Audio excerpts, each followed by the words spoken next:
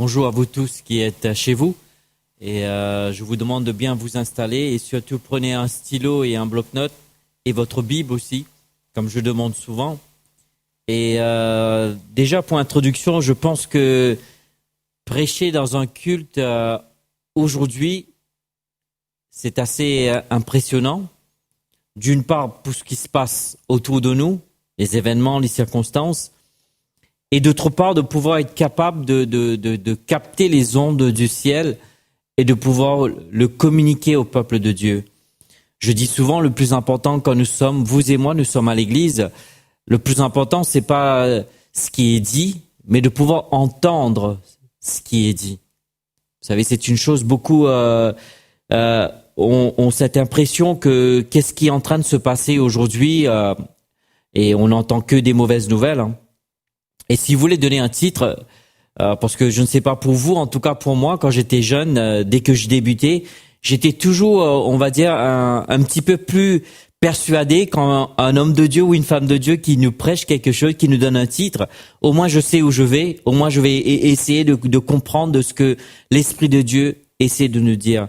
Et ce matin, avant d'aller dans la parole de Dieu, ce que je demande, c'est que l'Esprit de Dieu puisse ouvrir nos yeux, que vraiment que l'esprit de sagesse et de révélation soit au milieu de nous, que nous puissions entendre ce que l'Esprit est en train de dire à l'Église aujourd'hui. Oui, c'est très important. C'est parce que Dieu a dit, Dieu est un Dieu de présent.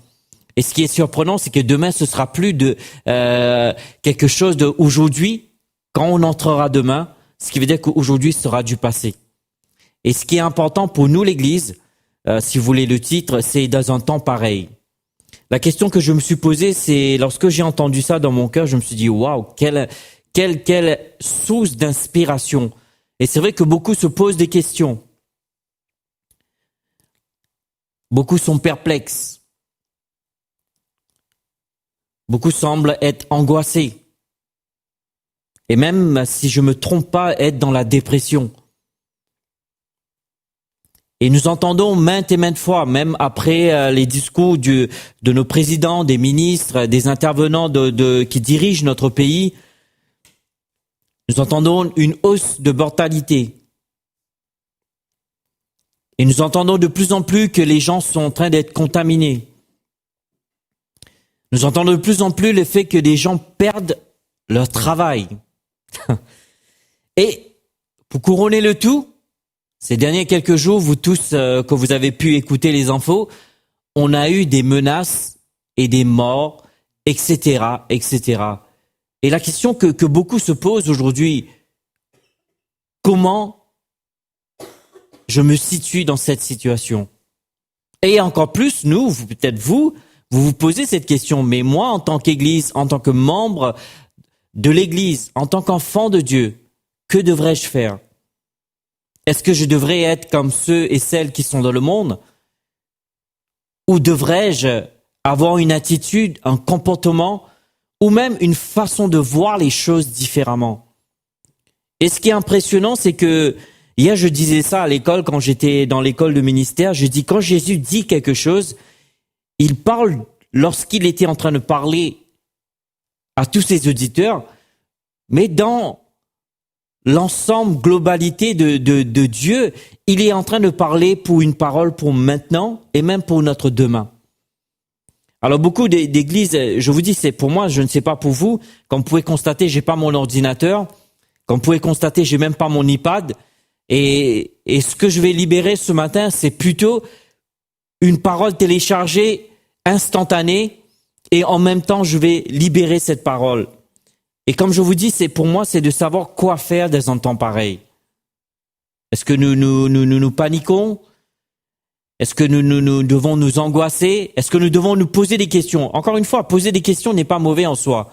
Mais poser des bonnes questions, c'est encore mieux. Vous savez, beaucoup se posent des questions aujourd'hui. Mais pour moi, le plus important, c'est pas juste poser des questions, mais c'est de se poser des bonnes questions. Je l'appelle the big question.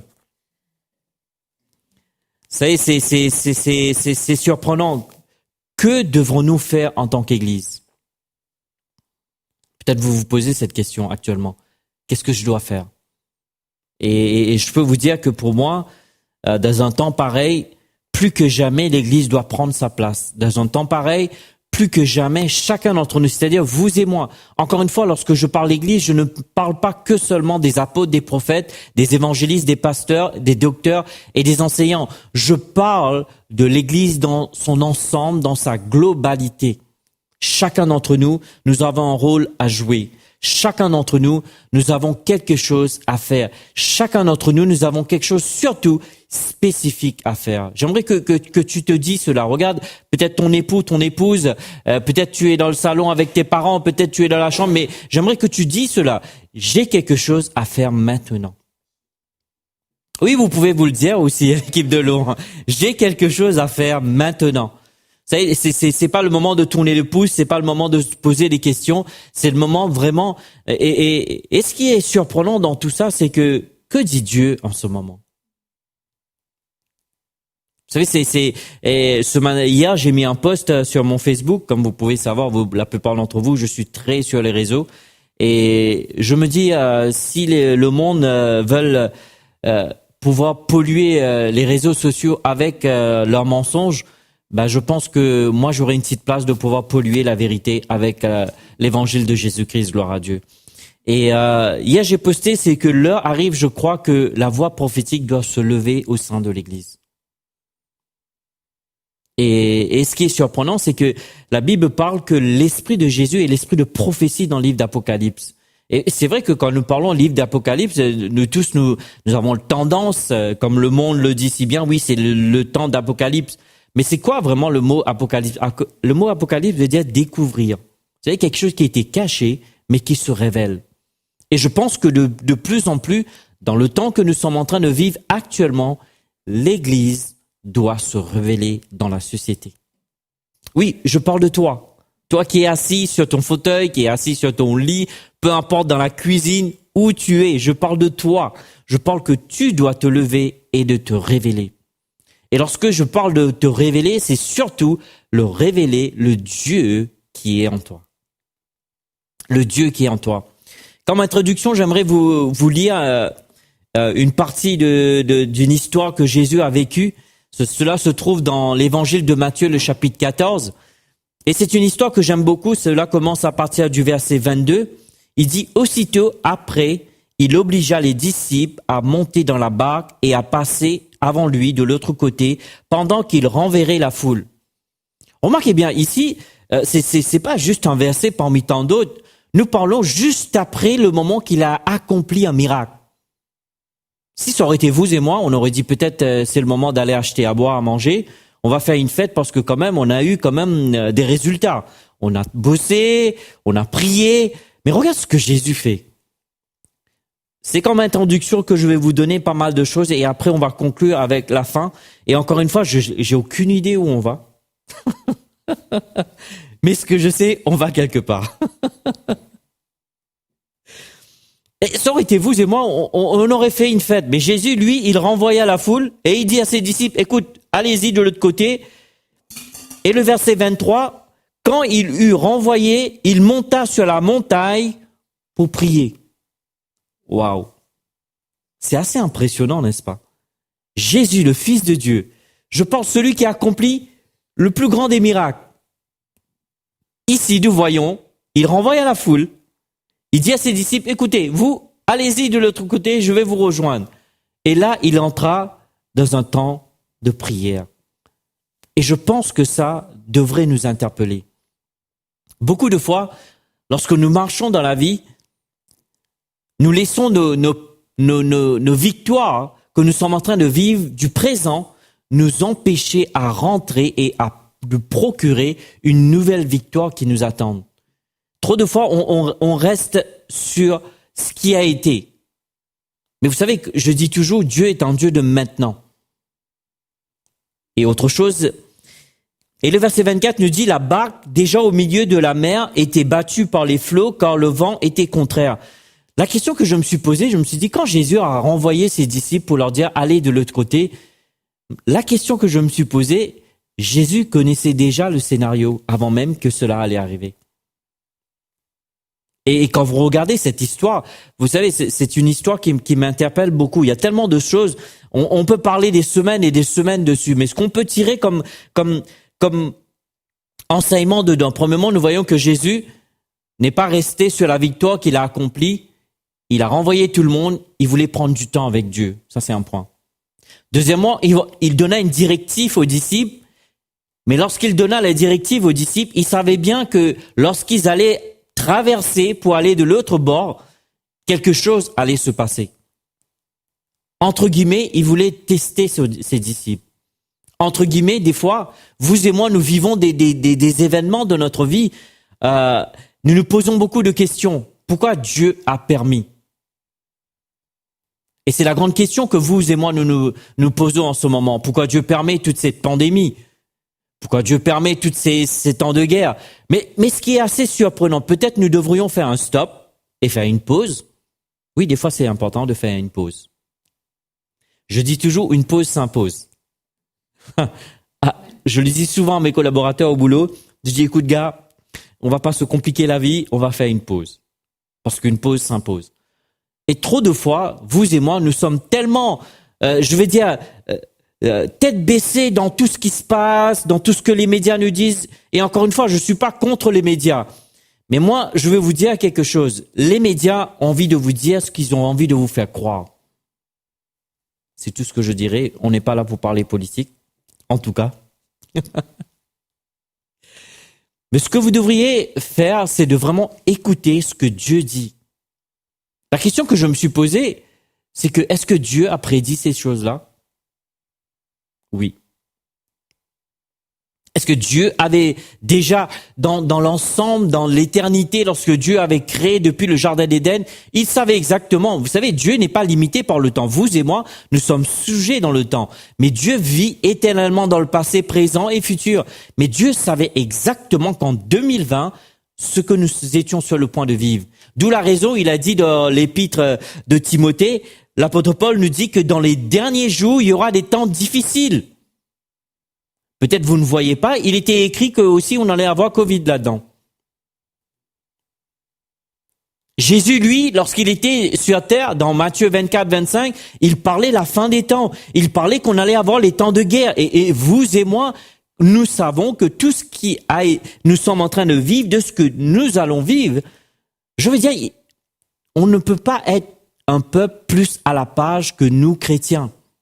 Et c'est triste, et j'aimerais vous dire ceci, quand je dis cela, c'est pas pour vous pointer le doigt, mais c'est pour que vous puissiez réaliser que vous servez un Dieu vivant. Dieu avait déjà prédit ce qui allait arriver aujourd'hui. Dieu nous avait déjà mentionné. Vous allez voir j'ai pas le temps pour vous faire un enseignement dessus. Allez, vous êtes chez vous d'ailleurs. Vous savez, des fois on dit allez chez vous, mais puisque vous êtes chez vous, attendez quand même que le message se termine quand même. Étudiez Matthieu 24, étudiez Matthieu 25, étudiez le livre d'Apocalypse. Vous allez voir toutes ces choses qui sont en train de se produire. Notre Dieu nous a déjà prévenu ce qui allait se passer. Alors qu'allons-nous faire avec ça? Et malheureusement, nous sommes un peu comme le monde. Nous sommes en train de paniquer. Nous sommes en train de nous angoisser. Nous sommes en train de nous poser des questions. Mais la question que je me suis posée, est-ce que Dieu a changé? La question que je me suis posée, est-ce que ce Jésus qui faisait tout juste avant que nous venons de lire dans Matthieu 14, quelques versets juste avant, qui a multiplié les pains et les poissons, a changé? Est-ce que ce même Dieu dans l'Ancien Testament, lorsqu'il y avait un temps de famine, il a pourvu? Je ne sais pas pour vous si vous pouvez imaginer l'ampleur que Dieu a voulu interpeller le peuple de Dieu. Dieu utilisa un corbeau pour ramener de la viande à un prophète. Je ne sais pas pour vous, mais moi, dans le pays où je vis en France, les corbeaux, ils ramènent pas à manger chez moi. Quand ils ont de la viande, ils le mangent. C'est pour vous dire à quel point que Dieu voulait nous interpeller pour nous dire, écoute, peu importe ce que nous pouvons vivre, peu importe ce que nous pouvons traverser, il reste Dieu.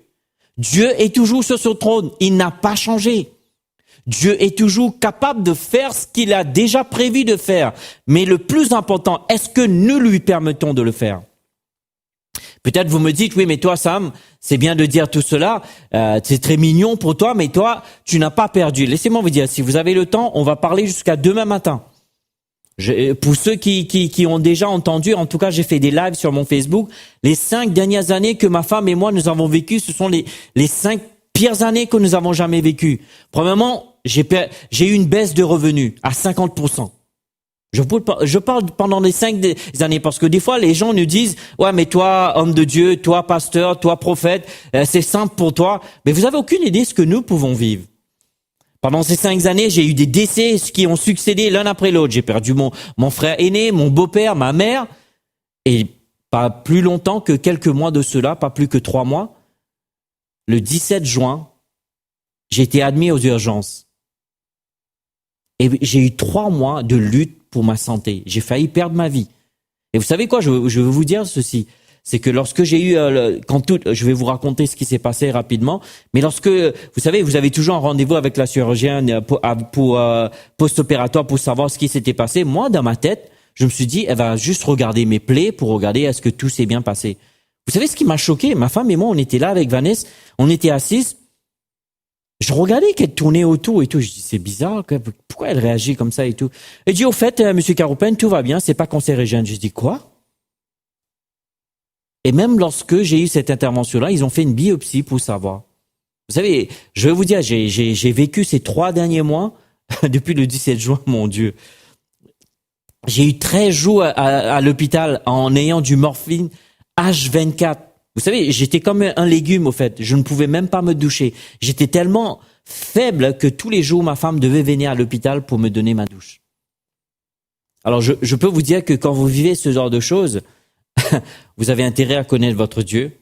Vous avez intérêt à connaître le Dieu en qui vous avez mis votre vie et votre confiance. Et c'est pour cela que peut-être je veux vous dire certaines choses aujourd'hui.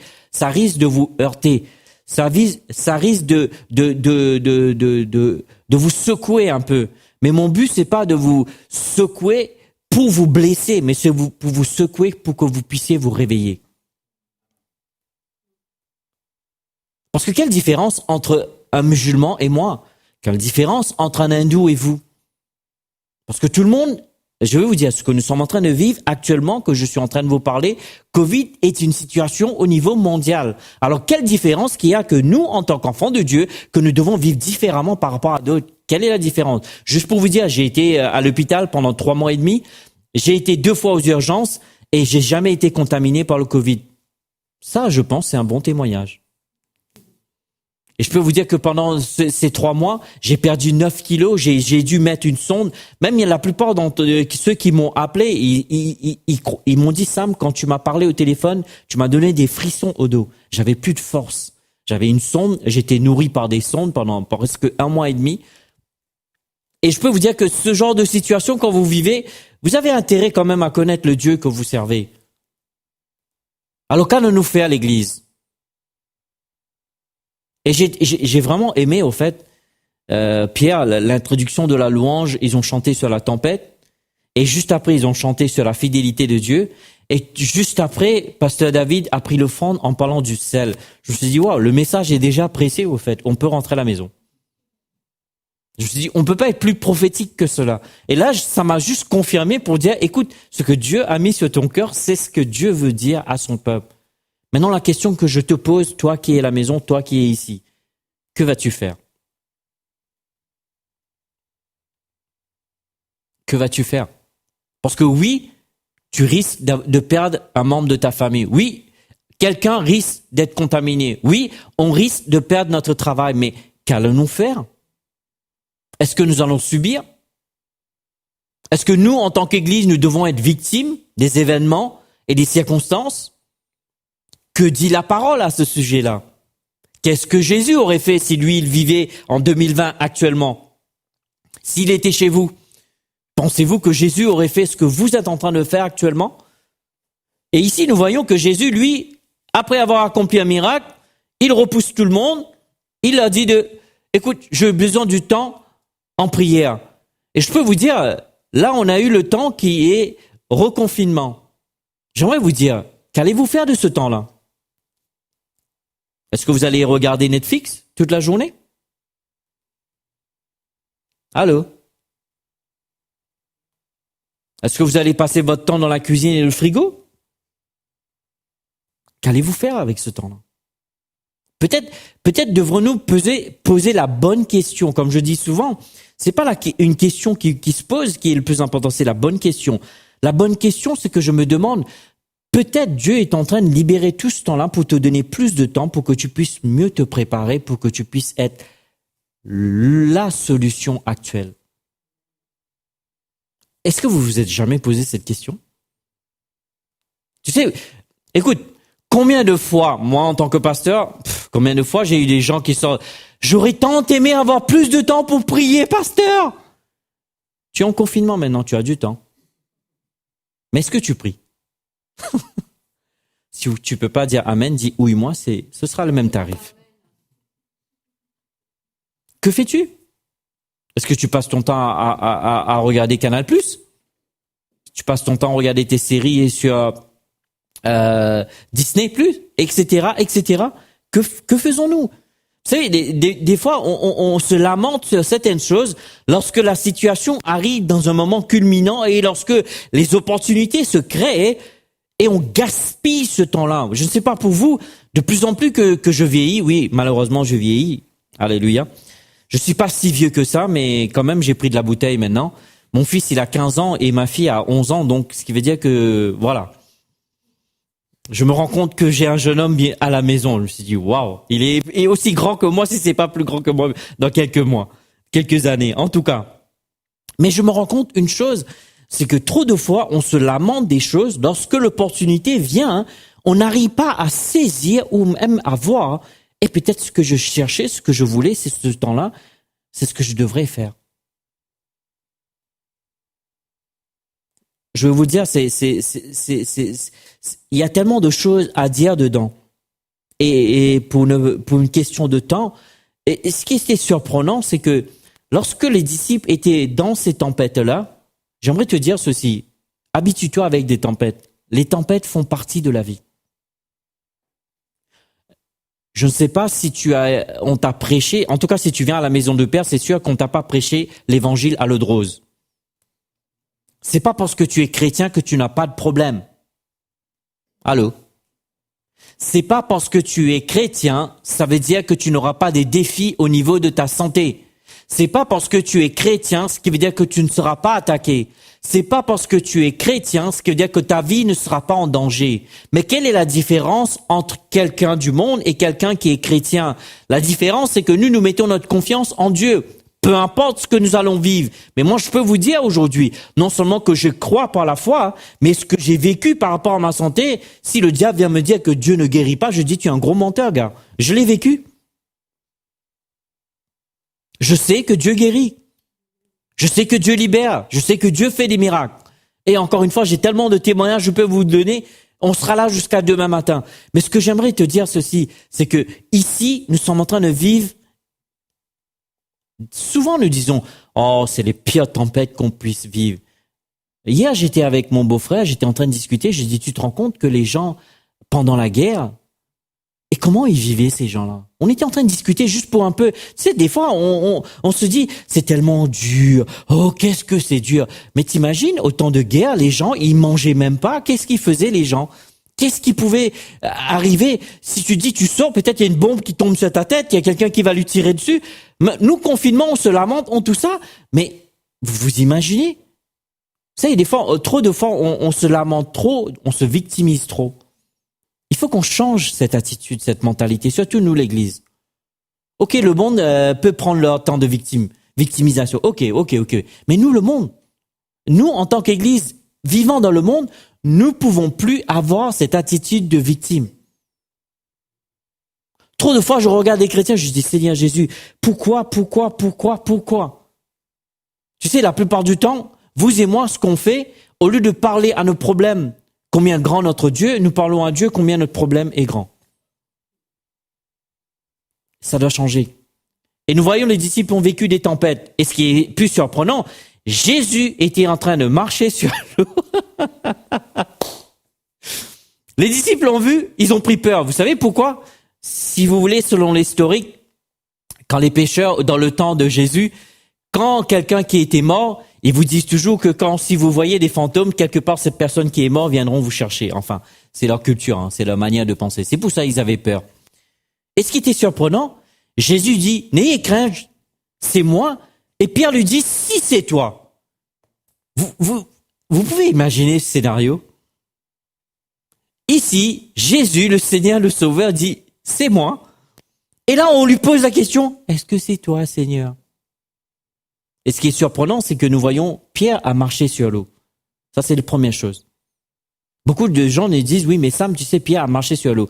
Moi, je dis non, Pierre n'a pas marché sur l'eau. Je vous surprends? C'est peut-être pas la première fois que je vous surprendrai. Pierre a marché sur la parole de Jésus. Parce que Pierre a marché sur la parole de Jésus. Jésus lui a dit, viens. C'est ce qui lui a donné la capacité de marcher sur l'eau. Ça, c'est un deuxième point. La parole. Nous avons vu la prière, nous avons vu la foi, nous avons vu la parole, n'est-ce pas? Et ce qui était surprenant, c'est que lorsqu'il détourna son attention sur Jésus pour regarder le vent qui était contraire, il a commencé à couler. Et c'est ce qui se passe pour vous et moi. Nous commençons à croire en Dieu et les problèmes s'intensifient tellement que nous perdons espoir, nous perdons courage, nous perdons la foi en Dieu. Mais ce que nous devrions faire, c'est de persévérer dans la foi, dans la parole de Dieu. De ne pas perdre courage et de dire, peu importe ce qui arrive, peu importe ce qui peut arriver, je vais vous dire quelque chose que lorsque j'étais à l'hôpital, c'était très déprimant. Très déprimant d'une part, il n'y avait pas de visite. Et s'il y avait des visites, ma femme pouvait venir me voir que 1 heure par jour. Mon Dieu de Jésus, vous pouvez même pas imaginer que les choses. Et en plus dans on va dire dans la partie où j'étais, c'était une partie où ils vous disent, c'est après que les médecins m'ont raconté, ils m'ont dit, Monsieur Caroupen, vous savez, dans là où vous étiez, la plupart du temps, les gens finissent en réanimation ou ils finissent, vous savez où. Et Dieu a fait en sorte. Vous savez, le premier jour que j'étais aux urgences, j'oublierai jamais. Quand on m'a mis sur ce lit, la seule chose que j'avais la force à faire, que je pouvais élever mes yeux vers le plafond, et pour moi, je parlais à Dieu. Je dis, Seigneur, ce lit-là, c'est entre tes mains que je me remets. Et quand je me suis allongé, et croyez-moi, je savais que j'étais entre les mains de Dieu. Est-ce que j'avais plus de douleur? Vous voulez rire? Ils ont dû me mettre de la morphine H24. Vous pouvez imaginer l'intensité. Quand on me demandait quel était le niveau, j'ai dit 10 sur 10. Si c'est pas 11 sur 10. Je veux vous dire, ça me faisait un mal fou. Est-ce que vous pensez que mon état s'est amélioré du jour au lendemain? Ça s'est pas amélioré. Mais une chose que j'ai fait, j'ai persévéré. J'ai continué à croire en Dieu. Je savais que le Dieu que je sers, comme ils ont chanté, est un Dieu fidèle. Je savais que le Dieu que je servais, il allait pas me lâcher là-bas. Je savais que peu importe ce que je suis en train de traverser, la sortie sera glorieuse et victorieuse, gloire à Dieu. Et c'est ça le plus grand espoir que vous et moi nous pouvons avoir. Et ensuite, à la fois, Jésus lui dit, peu de foi. Pourquoi peu de foi? Parce que souvent, c'est ce qui se passe. Vous et moi, nous vivons des situations dans notre vie. Peut-être certains d'entre vous, votre patron risque de vous appeler lundi et vous dire que vous n'avez plus de travail. Qu'allez-vous faire? Est-ce que vous allez paniquer? Oui, peut-être paniquer un bon coup et puis restez pas dessus. D'accord? S'il faut s'angoisser, allez-y en bon coup. Mais après, terminez. Remettez votre courage, reprenez votre souffle et accrochez-vous à Dieu et à ses promesses. Parce que Dieu ne ment point. Ce que Dieu a dit, il le fera. Et Dieu est un Dieu qui, vous savez, beaucoup de fois, nous, on parle, on donne, oui, ceci, cela, mais Dieu, quand il dit quelque chose, il s'y engage. Et peu importe ce que Dieu vous a promis, Dieu le fera pour vous. Alors, j'aimerais vous dire, c'est pas le temps de paniquer. Et je me suis dit, mais quoi faire dans un temps pareil? Il y a beaucoup de choses que le Seigneur m'a mis à cœur. En tout cas, on va essayer d'aller rapidement. Et je vais essayer de vous donner les 5 P de l'Église du XXIe siècle. Si j'ai le temps, bien sûr. Si vous êtes gentil. Ou sinon, vous achetez mon CD. Non, je rigole. Oh mon Dieu, pourquoi j'ai dit ça? Allons dans Matthieu. J'espère que ce que je vous partage avec vous, ça vous inspire. Matthieu, le chapitre 5, le verset 13 à 14. Et c'est un verset, écoutez, tout ce que je vais partager avec vous, c'est des versets que vous connaissez tous. Matthieu, le chapitre 5, le verset 13-14 nous dit, vous êtes le sel de la terre. Et ensuite, le verset 14, vous êtes la lumière du monde. Hier, pendant que le Seigneur me donna, c'est pendant mon temps de préparation, le Seigneur me donna ce verset et me dit, Sam, quand j'ai parlé ce verset, je parlais au moment où j'étais, mais je regardais dans le temps, je parlais aussi pour 2020. Je me suis dit, waouh! Vous vous rendez compte? La puissance de la parole de Dieu, c'est que lorsque Dieu parlait, il parlait aux gens qui l'écoutaient au moment, à ses disciples, mais il parlait aussi au travers des temps pour aujourd'hui, 2020. Waouh! Qu'est-ce qu'il dit? Il dit premièrement, voilà ce que j'attends que mon église soit, Sam. J'attends que mon église soit le sel de la terre. Et je me suis posé la question, qu'est-ce que le sel fait? La première chose que le sel fait, c'est il met de la saveur.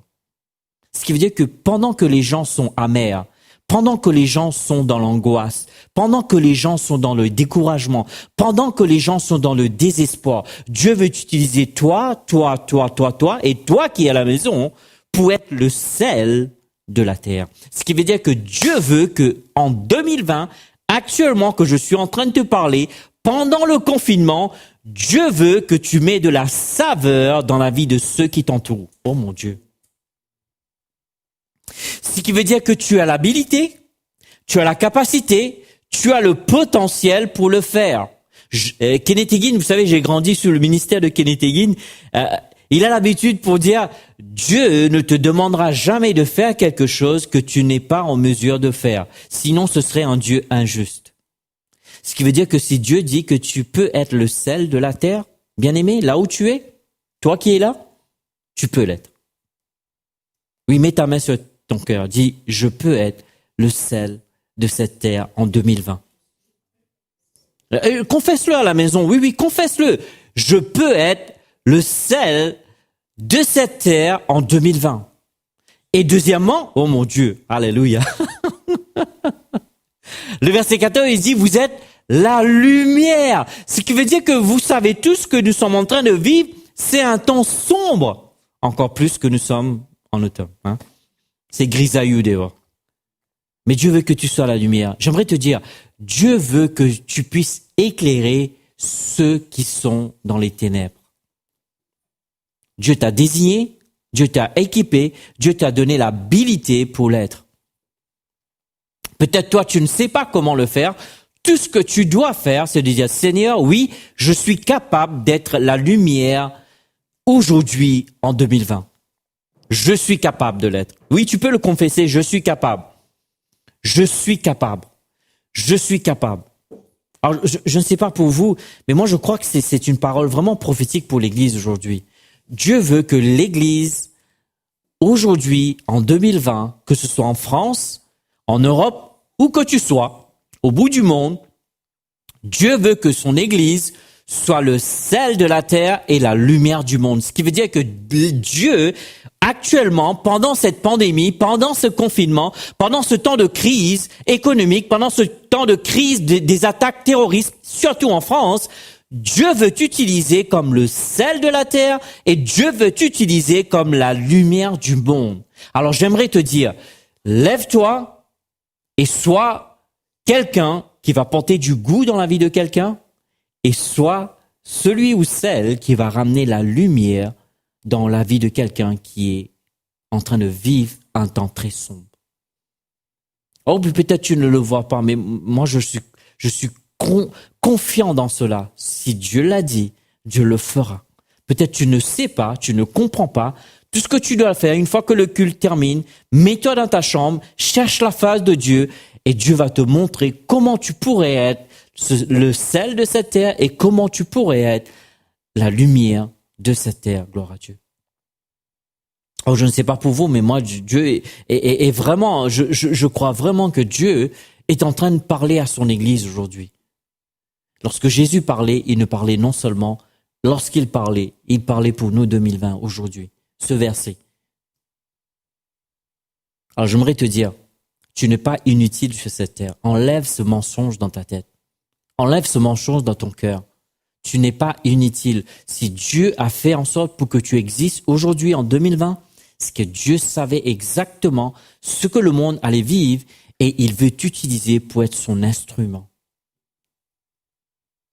Et encore une fois, tu n'as pas besoin de te stresser.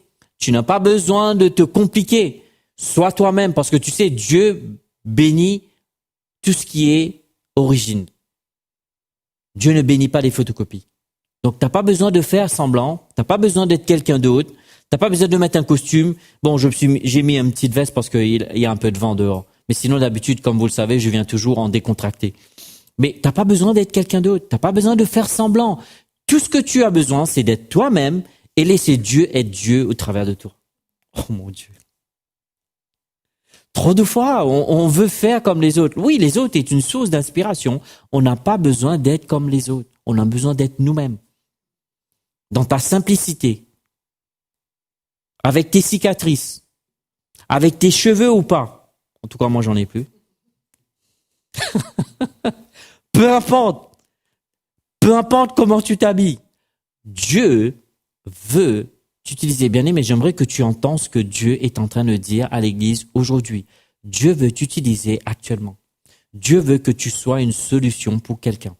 Dieu veut que tu sois une solution pour une famille.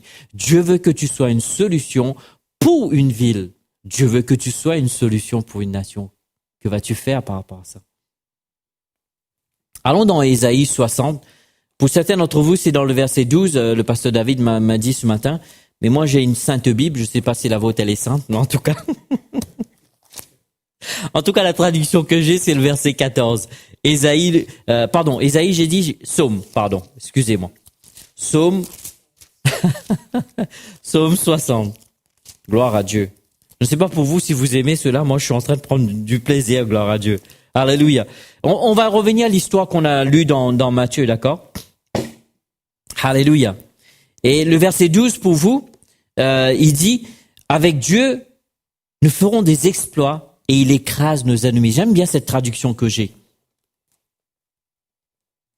Avec Dieu. La question se pose. Beaucoup d'entre nous disons, oui, mais tu sais, mais écoute, arrête-toi une seconde. Tu n'as pas besoin de le faire. Fais-le avec Dieu. Oh mon Dieu. Tu n'as pas besoin de le faire. Laisse Dieu le faire au travers de toi. Parce que les hommes et des femmes qui font la différence, les hommes et des femmes qui écrivent l'histoire, les hommes et des femmes qui ramènent des changements, des hommes et des femmes qui ramènent une révolution pour le royaume, ce sont des hommes et des femmes qui ont cru en Dieu et permettent à Dieu d'agir au travers d'eux. J'ai pas besoin de faire quelque chose pour Dieu. Je laisse Dieu faire la chose au travers de moi. Oh, je vous dis, il y a une différence. Je sais de quoi je parle, gloire à Dieu. Tu n'as pas besoin de le faire, laisse Dieu le faire au travers de toi. Et c'est la raison pour laquelle il dit avec Dieu. Ce n'est pas avec ton QI, ce n'est pas avec Dieu. Merci pour ton bac plus, gloire à Dieu, alléluia. Que Dieu bénisse ton QI. Mais j'aimerais te dire, c'est pas avec ça que tu vas faire la différence. Bien que Dieu peut l'utiliser comme une carte de visite, que tu sois dans une sphère d'influence, mais Dieu, lui, le Tout-Puissant, le Créateur des ciels et de la terre, a envie d'agir au travers de toi. Il a envie d'être cette lumière pour le monde. Il a envie d'être le sel pour le monde. Alors, laisse-toi utiliser par Dieu. Oh mon Dieu. Alléluia. 1 Jean, le chapitre 5. Vous savez, je me retiens parce que je sais qu'on a le temps qui nous est limité. Mais j'espère qu'avec ce que je vous donne, ça va vous inspirer à chercher Dieu. Gloire à Dieu. 1 Jean, le chapitre 5. Encore une fois, c'est pas des versets que nous ne connaissons pas, hein. C'est des versets que nous connaissons tous. Mais le problème, c'est que, est-ce que nous le croyons? J'aimerais te poser ces questions. Des fois, je dis, oh oui, mais je vais lire la Bible. Mais de temps en temps, frères et sœurs, il faut que tu crois ce que tu dis, s'il te plaît. C'est pas juste lire qui est important. J'aime bien l'habitude que Kenneth Hagin avait. Il dit, quand j'ouvre ma Bible, c'est Dieu qui me parle. Waouh, quelle culture! Quelle culture que cet homme avait. Quand j'ouvre ma Bible, c'est Dieu qui me parle. 1 Jean, le chapitre 5, le verset 4. C'est un verset que nous connaissons tous. Regardez ce qu'il dit. Parce que tout ce qui est né de Dieu triomphe du monde. Et nous pouvons arrêter et crier Shandai, Shandai, Alléluia, mais le verset ne s'est pas arrêté là. Parce que beaucoup de fois on dit oui, moi je suis né de Dieu, je vais triompher, je vais triompher. Après, oui, j'ai pas de victoire. Ah, ça fait mal. Ah, j'en peux plus. Oh, j'en ai marre. Ou sinon vous êtes arrivé au bout. Vous savez le fameux rouleau là dont on parle.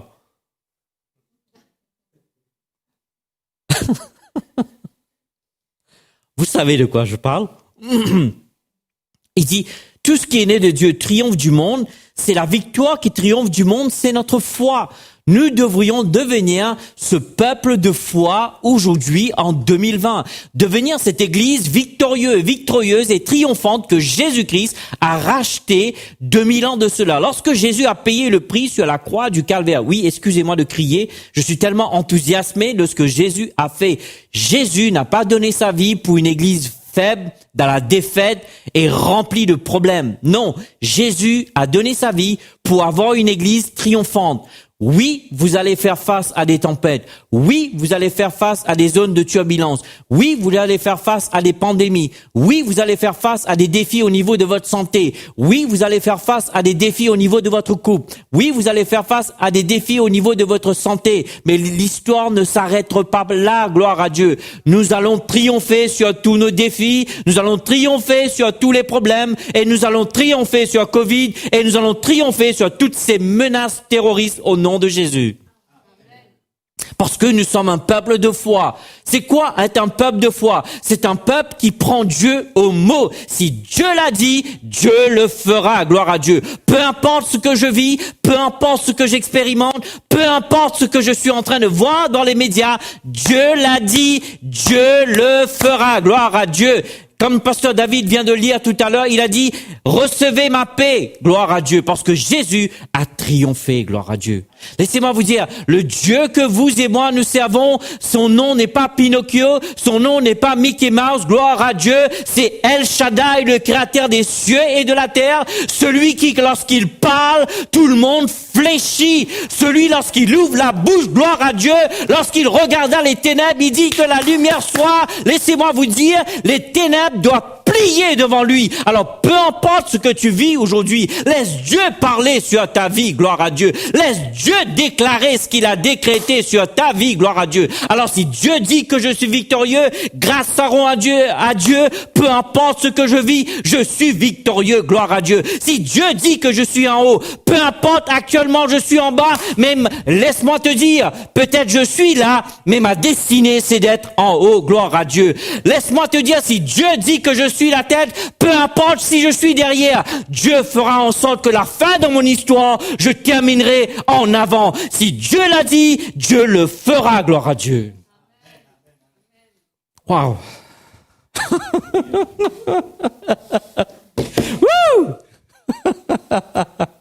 Laisse-moi dire, je suis en train de te dire, tu sais, quand je te parle, bien-aimé, laisse-moi te dire, tu sais, je parle pas avec orgueil. J'imagine tous ces moments que j'ai vécus lorsque j'étais à l'hôpital.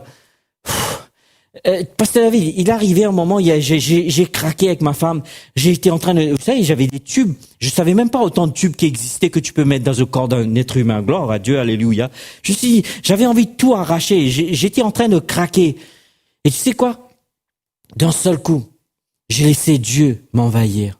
Et là, Dieu me parlait, il me dit, fils, ne t'inquiète pas, peu importe ce que tu es en train de vivre, toi et moi, on sortira victorieux de ce problème, de cette tempête, gloire à Dieu.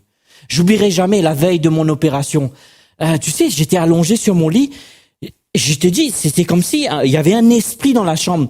D'un seul coup, j'ai jamais su c'était quoi une crise d'angoisse, pasteur David. Je l'ai eu, et j'ai su ce que c'était, gloire à Dieu. Je veux vous dire, j'étais sur le lit allongé, puis d'un seul coup, je sentais mon cœur qui commençait. Je dis, mais qu'est-ce qui m'arrive comme ça? C'est bizarre. Et puis d'un seul coup, toutes ces pensées commençaient à m'envahir. Et vous savez ce que j'ai fait? J'ai écouté le Saint-Esprit. J'ai pris mes mains, j'ai mis sur ma tête. Je dis non, au nom de Jésus, je refuse cela parce que j'ai pas reçu un esprit de peur. J'ai reçu un esprit de force, un esprit d'amour, une intelligence saine. Et pouf, plus d'angoisse. Pourquoi? Parce que j'ai cru en les promesses de Dieu. Oui, c'est dur. C'est jamais simple, la vie, bien-aimé. Oui, c'est compliqué. C'est jamais simple. Mais s'il y a une chose est sûre, si tu t'accroches à ton Dieu, tu t'accroches à ses promesses, tu sortiras victorieux et victorieuse. Parce que si Dieu l'a dit, il le fera. Quoi faire dans un temps pareil? Devenir cette église de foi. Devenir cette église qui s'accroche aux promesses de Dieu. Devenir cette église ardente qui brûle de passion pour Dieu et pour les promesses de Dieu. Le premier P. Je vous ai dit que j'allais vous donner le 5 P. Le premier P. L'église 2000 du 21e siècle en 2020. Nous devons devenir une église de la présence. Laisse-moi te dire. C'est pas Netflix qui va te sortir de là. Tu as besoin de la présence de Dieu. Quand était la dernière fois que tu as pris du temps juste passer un bon temps avec Dieu? Vous savez, j'étais sur la route pendant que je venais, dans ma petite voiture. Gloire à Dieu. J'étais en train de prendre un temps avec Dieu. Waouh, je me suis dit, tu te rends compte, on n'est que nous deux. Alléluia, il n'y a personne d'autre. En plus, il n'y avait personne sur la route, encore mieux. Tu dois apprendre à devenir cette église qui pratique la présence de Dieu. La présence de Dieu ne doit pas être pratiquée simplement le dimanche.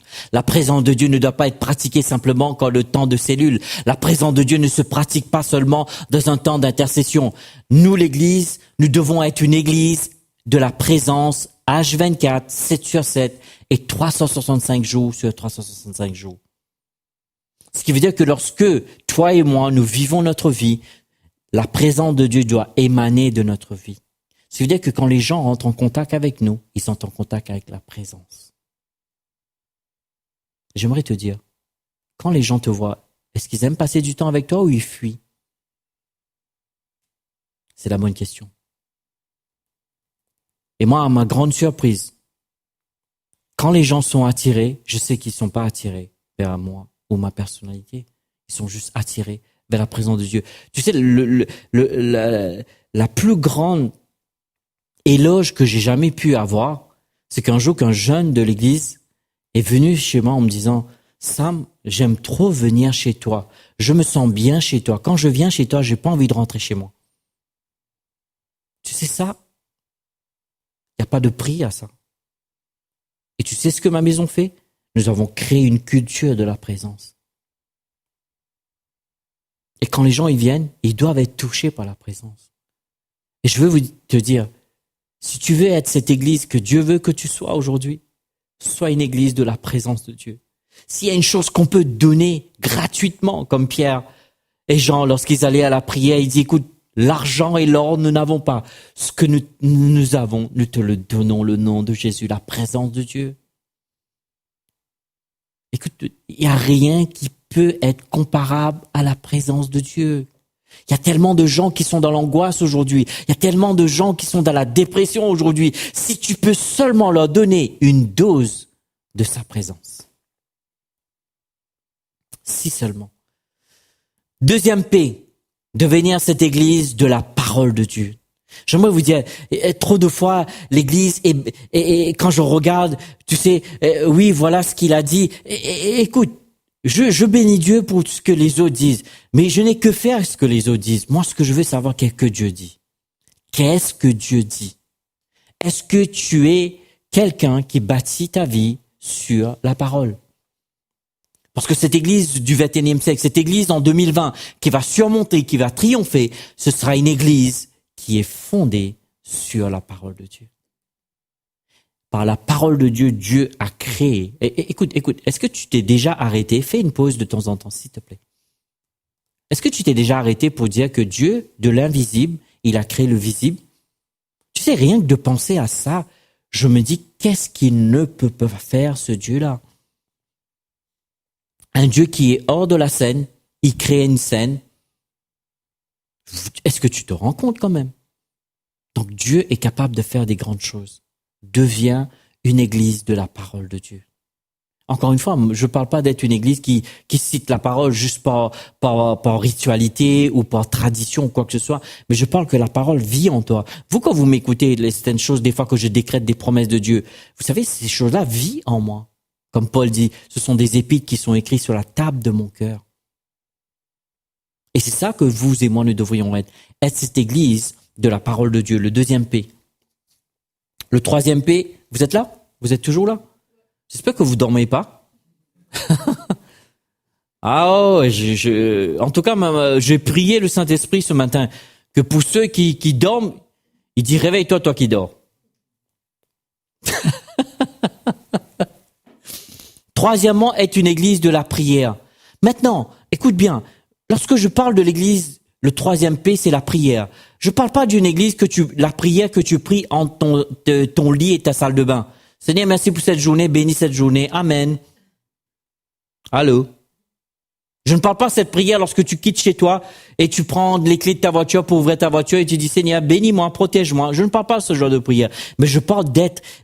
Est-ce que tu sais que Jésus a dit que ma maison sera appelée une maison de prière? Le mot maison ici, dans la traduction originale, veut dire famille. Jésus attend que sa famille soit une famille de prière. Ce qui veut dire s'il y a une chose qui doit être perpétuelle dans l'Église aujourd'hui, c'est la prière. Vous savez, beaucoup sont en train de paniquer, mais peu organisent des intercessions. J'étais content de voir Pasteur David qui priait avec vous ce matin avant de commencer le culte. Tu sais, tu ne dois pas paniquer, tu dois prier. Je sais qu'il y a 2 P, mais oublie la panique, prie. S'il te plaît. Prie. Quand tu pries, tu sais, le plus grand des choses qui peut me motiver, je me rends compte que moi, un être humain sur terre, ayant reçu la justification de Jésus, je peux ouvrir ma bouche et je cause le ciel de s'ouvrir et que le ciel peut envahir la terre. Est-ce que tu te rends compte de ça? Ce qui veut dire que par ta bouche, une simple prière que tu fais, Dieu peut ouvrir les cieux et arrêter le temps et intervenir dans le temps. Alors oui, tu paniques, il y a Covid. Mais est-ce que tu pries? Je ne vois pas. Je parle pas ce genre de prière. Je parle d'être dans l'intercession et libérer les voies du ciel sur la terre. Vous savez, tous les jours, je fatigue le ciel. Gloire à Dieu, alléluia pour ma maison. Je peux vous dire, j'ai des versets. Et vous avez aucune idée. Je suis quelqu'un qui est très dérangeant. Gloire à Dieu, alléluia.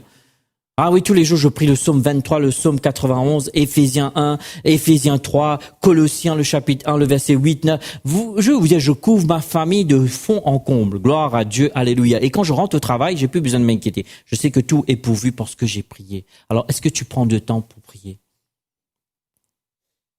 N'oublie pas, nous avons parlé présence, nous avons parlé de la parole, nous avons parlé de la prière. Et quatrièmement, c'est d'être une église prophétique.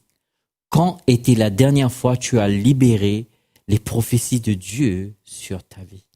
Je vais vous dire, moi, la dernière fois, je disais ça avec Pasteur David hier dans l'école, j'ai une panoplie de prophéties que je garde et que je libère sur ma vie. Je dis, mon fils, tu n'as aucune idée les intervenants au niveau mondial qui ont prophétisé. L'une des personnes, c'est Stacy Campbell. Je dis, tu te rends compte? Elle a prophétisé sur moi, Samuel. Oh mon Dieu. Quel honneur. Mais je reste pas sur le fait d'être content qu'elle a prophétisé sur moi. Je déclare ces prophéties sur ma vie. La Bible dit que Paul dit à Timothée, tu combats le bon combat selon les prophéties. Ce qui veut dire que pour qu'une prophétie s'accomplisse, nous devons avoir une lutte spirituelle. Parce qu'il va y avoir des obstacles. Est-ce que vous allez vous taire? Ou vous allez vous lever aujourd'hui, être cette église qui va se lever et déclarer la voix prophétique de Dieu sur cette terre. Et pour terminer, le dernier, pas le moindre, est une église de puissance. Vous imaginez qu'une église qui est dans la présence, une église qui est dans la parole, une église qui prie, une église qui libère le prophétique ne peut être qu'une église de puissance, gloire à Dieu. Parce que ça démontre la capacité, l'habilité de Dieu qui vient sur notre habilité et nous donne l'habilité de faire ce que nous ne sommes pas capables de faire humainement par là. Et voilà les 5 P de l'église du 21e siècle de 2020. Être une église de la présence. Je veux vous dire, s'il y a une chose que je fais, que je pratique, que je m'exerce, c'est de pratiquer la présence de Dieu dans ma vie tous les jours. S'il y a une chose que je fais, que je lutte pour faire, c'est d'être un homme de la parole. D'ailleurs, je peux vous dire, pour moi, c'est une fierté. Ma femme m'appelle une concordance. Et je peux vous dire, il n'y a pas plus grand compliment que vous pouvez avoir de la part de votre épouse. Il peut vous dire beaucoup de choses, mais être une concordance, pour moi, c'est, waouh, c'est le summum pour moi. Amen. Être une église de la prière. Combien de temps tu investis dans la prière? Est-ce que tu prends autant de temps de prier que tu regardes Netflix? Je suis pas contre Netflix. Est-ce que tu prends autant de temps pour prier que tu regardes la télé, les infos? Oui, c'est important tout ça, mais moi je vais te dire, il y a une info qui tombe du ciel qui est plus important. Et tu peux seulement capter ces ondes-là quand tu es connecté sur les ondes de la prière. Et tu sais, quand tu pratiques, tu sais, regarde cela, ces 5 P ne sont pas anodins. C'est pas juste les 5 P pour dire, oh, il a prêché sur 5 P. Regarde ça. Quand tu pratiques la présence, tu rentres dans les ondes de la parole. Quand tu rentres dans les ondes de la parole, tu libères l'esprit de prière. Et quand tu libères l'esprit de prière, tu rentres dans le prophétique parce que tu entends le son du ciel. Et lorsque tu libères le son du ciel, la puissance se déferle sur la terre. Mon Dieu. Et quand j'ai compris ça, je me suis dit, je veux être cet homme, alléluia. Je veux être cette église, gloire à Dieu. Être cette église de la présence. Être cette église, gloire à Dieu, alléluia, de la parole. Être cette église de la prière. Être cette église de prophétique pour libérer la puissance de Dieu. Je ne veux vous dire, il n'y a pas 36 000 solutions. Voilà la solution pour nous aujourd'hui, l'église du 21e siècle. Avoir cette église de 5 P. Une église de présence, une église de la parole, une église de prière, une église prophétique et une église de puissance. Gloire à Dieu. Alléluia.